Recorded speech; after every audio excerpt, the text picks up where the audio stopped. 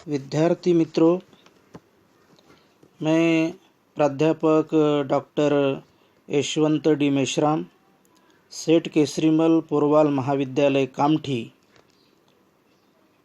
BA भाग 1 semester 2 के विद्यार्थियों के लिए राज्यशास्त्र इस विषय के अंतर्गत अरस्तु के क्रांति के विचार, एरिस्टोटल्स व्यूज ऑफ रिवोल्यूशन, इस संदर्भ में मैं आपके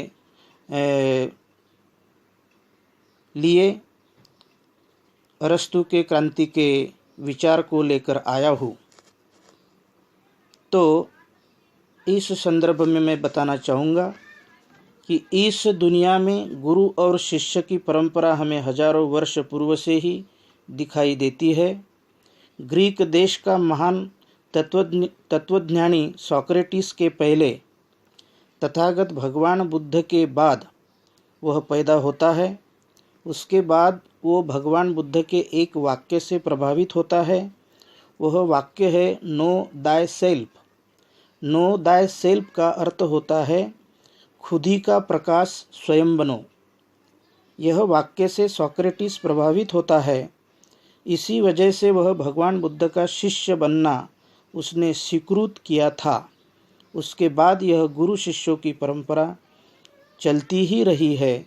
सोक्रेटिस का शिष्य प्लेटो बना और प्लेटो का शिष्य अरस्तु बना।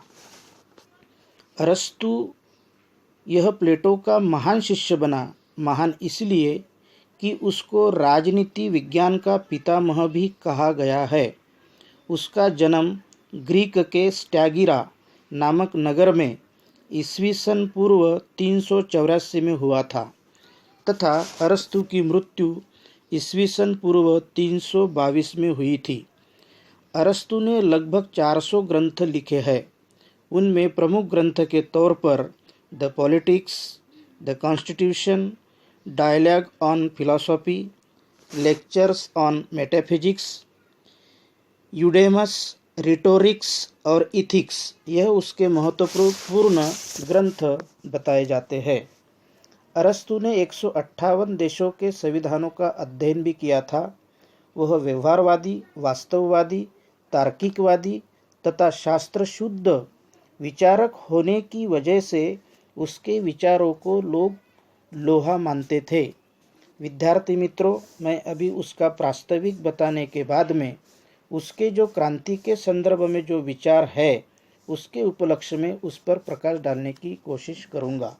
तो सुनिए विद्यार्थी मित्रों, अरस्तु के क्रांति के विचार, थॉट्स ऑन रिवॉल्यूशन। अरस्तु के समय ग्रीक नगर राज्य में निरंतर परिवर्तन होते थे। इन परिवर्तनों का स्वरूप और कारणों की खोज करने के लिए अरस्तु ने संविधान का तुलनात्मक पद्धति से अध्ययन किया था। क्रांति के कारण कौन से हैं, इस संदर्भ में अरस्तु ने विचार किया था। आज के वर्तमान में क्रांति का जो मर्यादित अर्थ है वह अरस्तु को मान्य नहीं था। उसने क्रांति इस शब्द का अर्थ व्यापक रूप से स्पष्ट किया है। अरस्तु के अनुसार संविधान में होने वाला कोई भी परिवर्तन क्रांति होता है, ऐसा उसका मानना था। क्रांति का अर्थ अरस्तु क्या प्रस्तुत करता है? अरस्तु के अनुसार सत्ता, कानून और संविधान में परिवर्तन से ही क्रांति का संबंध होता है। इसीलिए संविधान और सरकार में परिवर्तन क्रांति है, ऐसा अरस्तु का मत है। क्रांति के प्रकार, संपूर्ण क्रांति, पुरानी व्यवस्था खत्म करके नई व्यवस्था संविधान द्वारा निर्माण की जाती है, उसे संपूर्ण क्रांति अरस्तु कहता है। आंशिक क्रांति, जब संविधान के एक अथवा कुछ भागों में परिवर्तन किया जाता है और संविधान का मुख्य स्वरूप कायम रखा जाता है, उसे अरस्तु आंशिक क्रांति कहता है।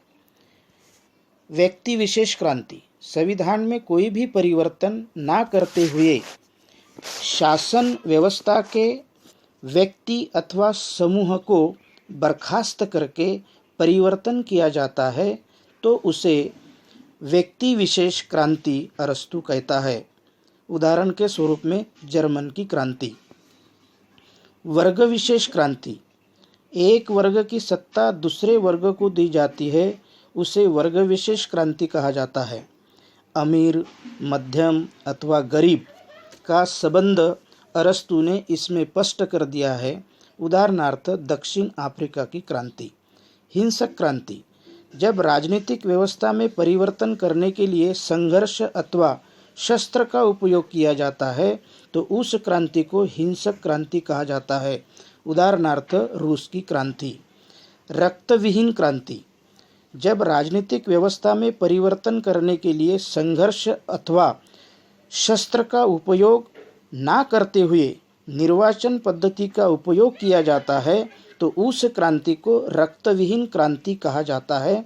उदाहरण के स्वरूप में हम इंग्लैंड की क्रांति इसको कहते हैं। अब विद्यार्थी मित्रों, क्रांति के कारण क्या है वो अरस्तु ने प्रस्तुत किए हैं। वह निम्नलिखित है। एक, आर्थिक कारणों से क्रांति होती है। दूसरा, भय भी क्रांति का कारण प्रभावी रूप से बन सकता है। तीसरा, न्याय अथवा अन्याय की भावना से भी क्रांति होती है। चौथा, पदों की लालसा की वजह से भी क्रांति होती है। पांचवा, शासक वर्ग का स्वार्थ प्रवृत्ति ग्रसित दृष्टिकोण से भी क्रांति होती है। छठवां, कुलीन शासकों की महत्वाकांक्षा से भी क्रांति होती है। सातवां, प्रजातंत्र में समानता का अभाव रहने से क्रांति होती है।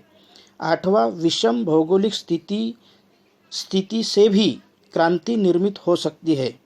नौवां, विदेशियों का बड़े पैमाने पर किसी देश में जमावड़ा होने की वजह से भी क्रांति हो जाती है।